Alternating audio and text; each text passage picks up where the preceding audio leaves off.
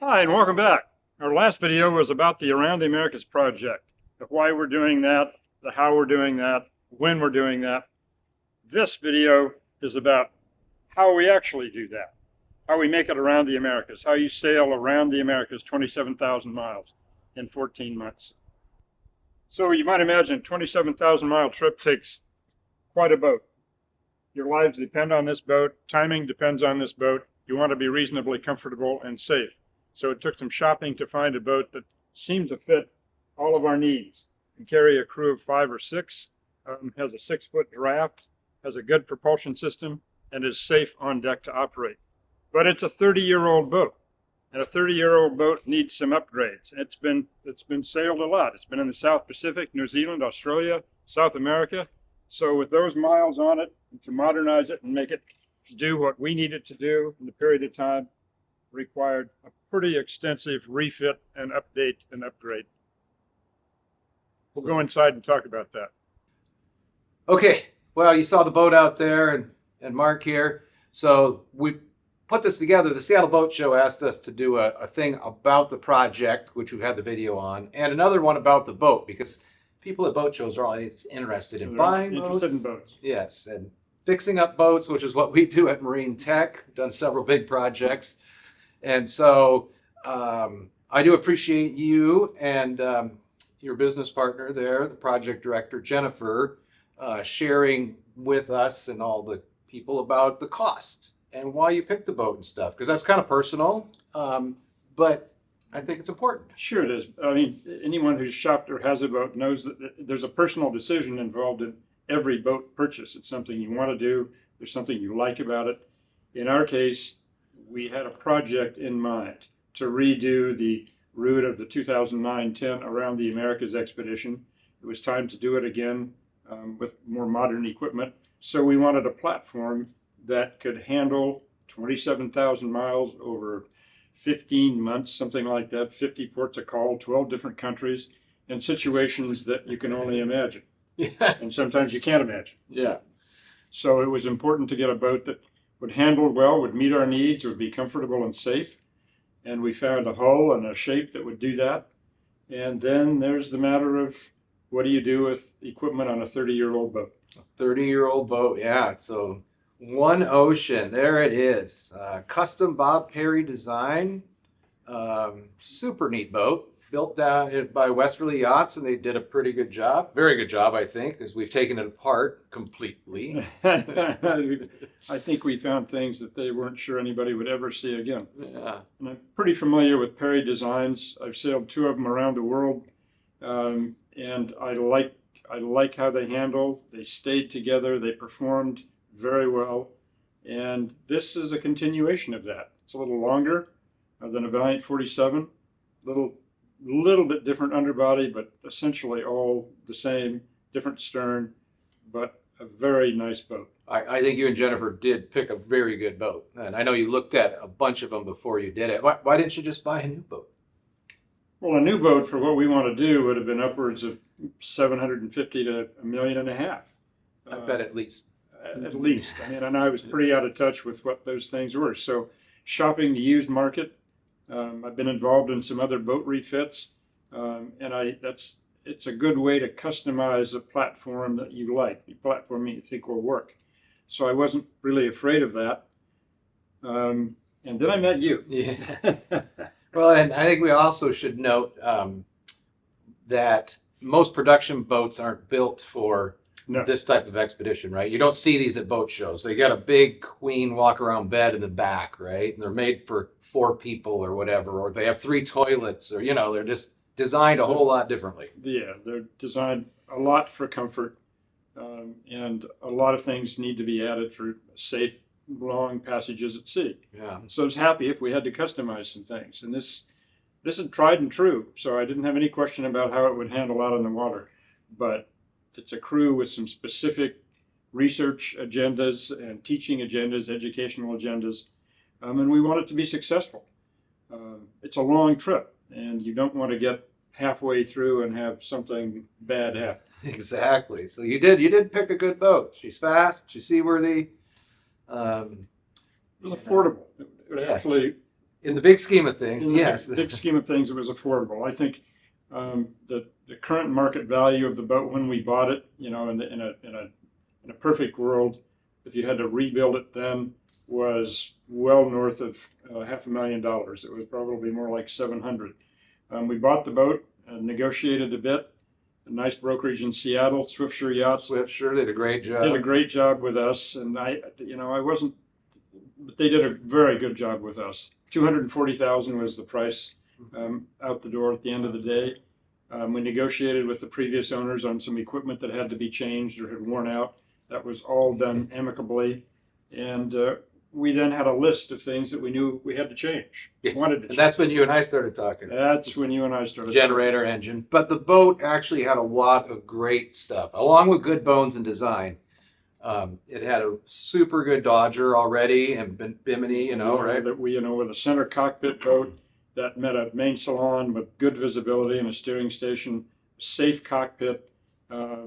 This is the first boat that I've had that's a Ketch rig. So I'm learning about a Ketch rig, the mizzen mast, but it's in the way all the time. Well, and that's working to our advantage. But the heater, this is before I got invited to go up north, but now that I'm going up through the ice with you guys. Great heater, hurricane heater. Great heater. And domestic hot water and all of that. Heats the engine and does all of those things, and a tidy package. The galley is really good at sea. It's a good design, and it's got it had awesome refrigerator, freezer. We didn't have to do any work with that. It's located in the right place. It's down low. It's just right at the mast. It's an easy galley to work in conditions that are, pretty boisterous.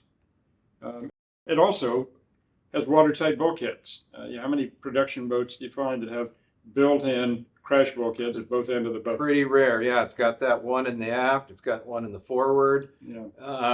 And the center cockpit, it all really, I think, is lending itself to a great choice for the expedition. You and your friend Jim did some other modifications. This is thanks to Jim Rard. So the last time we were in the Northwest Passage, we had a steel boat. So everybody thinks, a steel boat can go anywhere. When you think of a steel boat, think of a Coca-Cola can. I mean, it can be punctured really easily.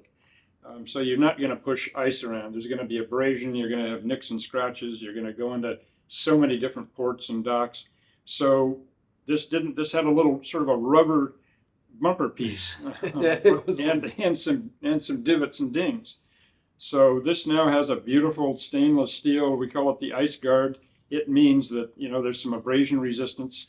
We added another anchor roller. There was only one, and thanks to Jim and I got to say on my own boat up the inside passage, we hit logs every now and then. Sure. Debris. There's stuff, so it's got multi-purpose. Oh, there's all sorts of stuff in the ocean to run into, apparently. Yes. So the steering was another, having an inside steering station, for some people it sounds like, well, maybe, why do you need that? Well, on long passages, when it's really cold out or when it's really stormy, the inside steering station is terrific. The outside steering station almost feels like you're inside because of a beautiful Dodger. Mm-hmm. Very handy, able to work. The winches are all there. They're electric winches. One of which you'll see in a little bit, but was up on the deck and not so handy, so we moved it. And they're independent. I am a redundant person. I like extras. The what if something quits, and so those two systems are completely separate. Hydraulic for the inside, traditional cables on the outside, and there's an emergency tiller. So I think we're going to be able to steer the boat almost under any circumstance. But as you phrased that, it may not be the best to call yourself a redundant person. It's there. But you have 3 ways to steer, and it is terrific. This is Rob from NavPod, boat neighbor, great guy, hooked us up. Before, what do you have, a cell phone out at the outside help station? We had it, yeah. There was a cell phone, a little holder for a phone, and if you wanted to see the screen, the navigation screen, you had to sort of crane your neck and peer around down below. And I can't see that far. No, you can't see that far. So we've added helm station navigations. We've added a pod unit for the apparent wind and true wind and speed and all that stuff over. And more where the crew can see it. Yeah, the crew can see it, and if it's right just back there by the wheel. Honestly, on the long passages, you're not doing a lot of wheel steering unless something is broken. That's the autopilot or a wind vane if you have one, or some other method. But you're not back there a lot. Back there a lot, so we'll be able to see all that. Here's some more of our safety. This is all about just having a nice, safe boat. And that winch, which was down on the deck by the main mast. Yeah, it was for us, it was in a bad location, because anytime you've got to leave the cockpit to go do anything with the mainsail or halyards or anything else, you're getting out of the cockpit. You've got to harness up. You've got to be on a tag line. You think about this at night or in crummy weather, and you're leaned over that winch up on the deck where you really don't want to be. Yeah. So we moved that winch back, put it in this cockpit. All of the lines have been organized, and they'll come back from the bottom of the mast, from the base of the mast, into that location. So theoretically, briefing should all be done from right there. There are windows in the top of the Dodger so you can actually see. And I'm sure there'll be times when you have to do something else. But in the middle of the night, you don't want to have a crew not thinking about how to be safe and leave the cockpit. So yeah, and that's an electric Harkin. There's 3 electric winches, the 2 primaries in that one.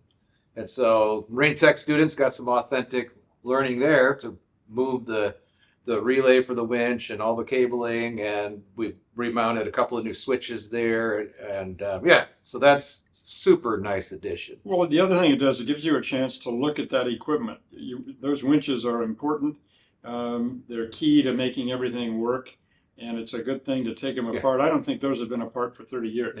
Yeah, everything's been taken apart and cleaned and lubed and fixed and whatever. Here's one of this wasn't the boat you sailed around on, but there's a example of the underbody of this Bob Perry. So yeah, we're slightly different. It's a little deeper rudder. The keel extends a little bit further aft, but it's still external lead down low in the keel. And the shape, I found the shape of that boat in the Southern Ocean, well, really in any conditions, but in some just huge conditions, the boat was relatively dry. It tracked well. I felt safe. And it really handled. I mean, this was a different deal. I was alone, but but you and Jennifer did take this boat. This and one went up to Haida Gwaii and got out on the ocean in 35 knots of crazy wind and made sure that it tracked and sailed well, and it did perform very well. So before we started and poured all the money into it, you knew that you were going to be happy. Very happy with its performance, and now I'm happy with the graphics. Yeah. Well, thanks, Jennifer. Thanks to Jennifer. Jennifer designed all of the graphics, all the logo and everything else. And, this is an research and education trip. And so you want to attract attention. You want to let people know what it's about. And that does it right off the bat. Yeah. But again, we said earlier that the cost out the door from Seattle Yachts was $240,000. From Swisher. From Swisher, sorry. That's all right. Swisher. But yeah, so was $240, and then we're going to ask the people at Seattle Boat Show to estimate what it cost back in 1995 dollars, and sounds cheap. It's only $485,000, but in 1985, I think that was still a lot of money back then. It was a lot of money, and the person who bought the boat, I've seen his correspondence with Bob Perry. Had some specific ways that he wanted the boat. He had a family, needed to be safe. So there it is. Yeah, I'm guessing at least 1.5 to 2.5. I've tried looking around a little bit, and boats are expensive of this caliber, for sure. Yeah, so that means in looking at that, I'm making money now. Yeah, I think so. So here's the thing we did at Marine Tech is what all did the refit include, and it's essentially everything. It was taking the rig off. We'll break all these down, but work on the sails, the engine and transmission, generator was replaced, water maker, lots of electrical, bow thruster, science equipment. And then we've been asked, why do you have to have a bow thruster? And the thing is, when you're stopping at over 50 ports and you're on a schedule, you should never sail to a schedule, because it's going to be windy, and you don't have an option necessarily if you've got a classroom full of students expecting you to be there to wait out a day or two to dock because it's windy. So it's going to be helpful and hopefully a little safer for getting the boat around in our crew. So I was pleased you decided to add a thruster. I'm pleased that we decided to add a thruster. It probably is one of those things I wasn't thinking about when we got the boat, but it makes a huge difference in really crowded marinas. As anybody you don't want to damage that boat, you don't want to damage anybody else's. So the boat got wheeled into your facility. Yeah. Completely unexpected. I mean, when we bought the boat, we knew a lot of things had to happen, but we hadn't decided how that was going to happen. We didn't have really the budget. And you had been here right after your last expedition and talked to all the Marine Tech students. And we do stuff like this, and not just for anybody. It's because we believe in the expedition and what you're doing. And so, and authentic learning for our students, and we have volunteers.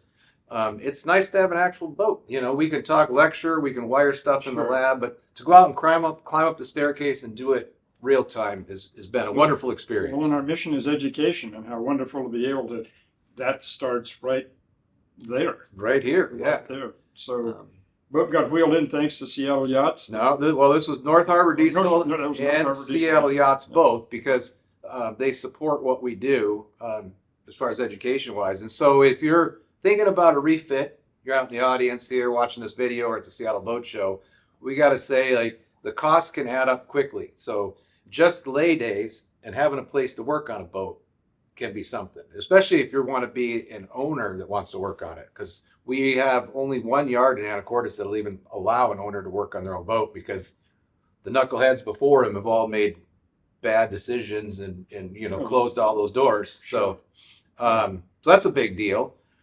And then the other thing we have, if you're wanting to do this, and this is part of what I do is research, is I've been keeping track. We have a handful of volunteers that show up. We have owners, Mark and Jennifer, and some of the other crew have been. Grace, Tess have been here. I've been here. Everybody. And we're putting in, 50 to 75 hours a week probably. And so if you add that up, hundreds of hours a month and then 5 months, the local rate right now is $3 a minute. $1. Oh, gosh. It's hard to break it down that way, but that's what it really is. And so that would add anywhere from $150,000 to $250,000 on top of the boat that you buy and all of the equipment. So if you're looking at project boats, be very careful about it. And even just a good used boat. I mean, a lot of the stuff that we're doing, you can have to do to lots of different boats. And so well, and when you're looking at a boat, for instance, you're looking at a used boat and you think it needs to be repowered, and ours did at least need to be rebuilt, 8,000 hour engine. You think about the cost of the engine, and that's one thing. What you don't typically think about is how you get it in and out, how you hook it up, what do you do, and there's an equal cost of labor. always. Yeah. At a minimum, we tell everybody. Yeah. Whatever something costs, double or triple it with labor. Yeah. And that's not somebody just, boats are complicated and they have to be done right, or you end up with a mess down the line. So this boat, thought it was pretty dry. We went through some monsoons and sailing. Yeah, we kept seeing, there was a little bit of, we thought, condensation in the aft cabin just above one of the bunks. And a couple of other little minor little drips here and there, but nothing big until we start taking it apart. And then we had some more rain, and we thought it was the chain plates leaking that we had pulled out, which is something you have to do on any boat that's of this age. And so it had 12 chain plates, and we replaced 4 of them. Right. The rest were good. But while doing that, we noticed water coming in. Well, the water was coming from above the chain plate. So we knew we had to investigate. It was coming from above the vinyl overhead, and it was tracking down. It was dripping into the overhead and then migrating out to the side, coming down, into a weird place that, it was a water feature. It actually, the little side tray would hold an inch of water. It was a have a water waterfall. feature, but it was coming out of a Durade box. Yeah. That was the worst thing we found on the boat that was not done right at the factory. Right, and this is a balsa cord deck, balsa cord boat, and balsa is a terrific coring material. But if water penetrates that balsa and it's there any length of time, you end up with just mush. And that was what was happening around the Durade boxes. So lucky though, a couple little spots we had to fix. Although it did ruin the headliner, it was black mold, and the headliner in the main cabin. So the sanitation system had some funky smells when you bought the boat. And they tried to hide it down the road, not Swiftsure, but previously it was stored in California. And somebody said, oh, if you put an ozone generator in there and let it run, it won't smell funny. There's a tip. Yeah, don't put ozone in. It ruins anything that's plastic or vinyl, and it ruined the entire headliner. It turned it all sticky and yellow. So that was unexpected. That's a lot of work to redo the entire headliner. It was a lot of work, but I'm glad, and we're not done yet. But we're not getting done there. yet. We're getting it, but we did add insulation. So we got Yeah. balsa core and insulation on the overhead and sides now. So it's going to be much nicer. And we're replacing the vinyl with solid panels, with wood panels that are painted, all the overhead. That are removable for yeah, service. You couldn't remove anything. You had to cut it with a knife. So now you can remove all of those panels, get to it. Much better system. Oh, much better system, and it looks better too. So let's get into some of the costs. So you said we had this 8,000 hour engine. 8,000 hour engine. Or 8,000, yeah. Yeah, It 8,000. motored well. The boat was quiet. It performs. It'll motor at 9 knots. And the thing is, it passed a couple of oil analysis. Yeah. It's got great compression and everything, but everything on the outside of it was 30 years old. So we went through and said, well, we took a look at the inside. You knew when you bought it, the transmission needed to be done. Yep. So that was $5,000. And Harbor Marine down there in Everett, amazing people. They did a great job. It's an industrial transmission. It's big. They said it'll go at least another 8,000 hours. Yeah. So, but you get a set of injectors and you get the, Yanmar parts are expensive. So all of a sudden you got thousands of dollars to get gaskets and O-rings and water pumps Sure. and whatever. Exhaust. This didn't even really include the exhaust modifications. We forgot that in there. So that was another couple $1,000s. So we put 15,000 plus into the propulsion. But still, that's, a fraction of what a new engine would cost. Yeah, it's virtually new. All the bolt-on pieces are new or rebuilt. You scope everything about the engine, compression test, leak down test, everything. It was all within spec. Oh, absolutely. Looked like new inside. Yeah. So we're in good shape with the engine. The rig, so there's Seattle Yachts. They actually hauled the boat for us and helped with graphics. But the big thing is in the crane to take had to take 2 masts off. And Northwest Rigging, local Anacortes company, they're a big shout out. They're amazing to work with and really, really good. But Well, again, it's 30-year-old rigging yeah, that had never been replaced. So there was some crevice corrosion in some of the switch Actually- from fittings. the deck, I thought it looked pretty good. Yeah, I thought it looked really good. Yeah, It turns out I was wrong. Well, and again, when there's the argument, okay, there's a little crevice corrosion in a few places. Maybe you want to live with that if you're just sailing around here. But once we get in the Northwest Passage, or we're in Halifax, or we're at Cape Horn, I don't want to be worried. you start questioning. making other decisions. So, Well, if a rig comes down, you can hurt people or kill people, and we don't want that. oh yeah. Besides that, it just ruins your day. Yeah. So all the running rig, all the standing rigging is in fact Northwest Rigging is doing it all right now as we speak. Almost done. An inspection of the mast. There was some damage to the sail track, so the sail track is being replaced with different cars. New boom, New, like you mentioned earlier, so we can reef from the we cockpit. can reef from the cockpit, and it's mid-boom sheeting now instead of end-boom sheeting, and that makes a huge difference in how the cockpit layout and how it functions.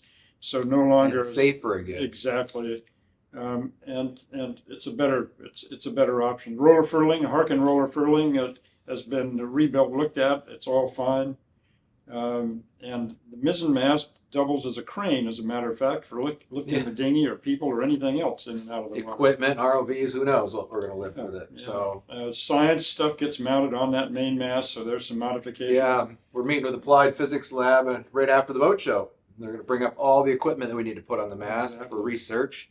But, the rigging shop I said, give me a solid number so we can tell people. And they said, something to this extent, we're looking at 70 to 80,000. Yeah. At a minimum, Yeah. right? And so because the masts were both fine and stuff like that. So a little bit of extra cost for the mizzen because there's a little extra rigging, but it's mostly fittings, because it's a shorter rig. And so it all comes out in the wash pretty much, I think. The sails, what? Well, the sails are pretty good actually. The main had been, I think it was mid to late 90s. The previous owner had a main and a jib done. There is an asymmetrical spinnaker. This is the one we had on Ocean Watch. Yeah. And we really want to have one of those like that, because that makes a statement when you're coming into anywhere. People know what this is. They can see what it is we're trying to do.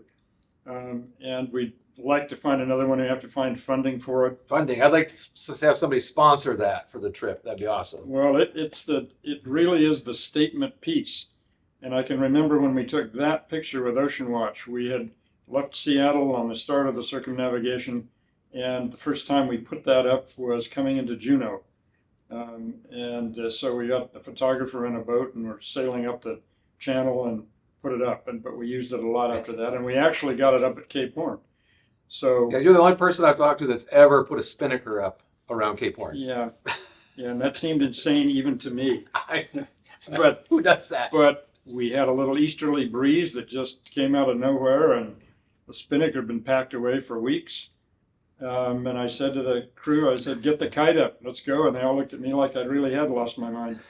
But we did. We got to sail around Cape Horn the wrong way with that spinnaker up. And we have pictures from a little cruise ship that happened to be there showing that. It's going to be great. And this year, this trip will have drones. They'll have better footage. And I think, Mike, that spinnaker, your face on that spinnaker would be just yeah, we have to find a way to get that funded, because that's a statement piece. But on the safety side of things, with that new interforestay, right? Right. And so the boat came with the head stay, obviously, and then it had a Solent rig, so it had an inside stay, a stay inside that was removable just behind the roller furling for a light air code 0, a hank-on, anything, but light air stuff. So it didn't have it's not a cutter rig, it didn't have a staysail stay or someplace to put a storm jib. So we've just fitted that. In fact, just finished it today. Exactly. So put a tang on the deck and reinforcement. There's another exit block on the mast.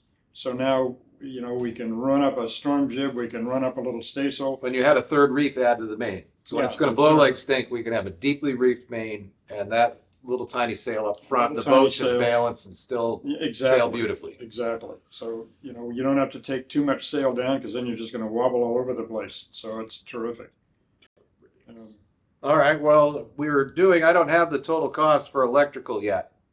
And part of that for this talk is difficult because we've got two complete systems. So we did keep the existing boat, had a nice electrical system, good panels and stuff like that. But, we serviced the electric winches, the windlass, all that kind of stuff. But the inverter was old and it was humming. So we're putting in a new inverter.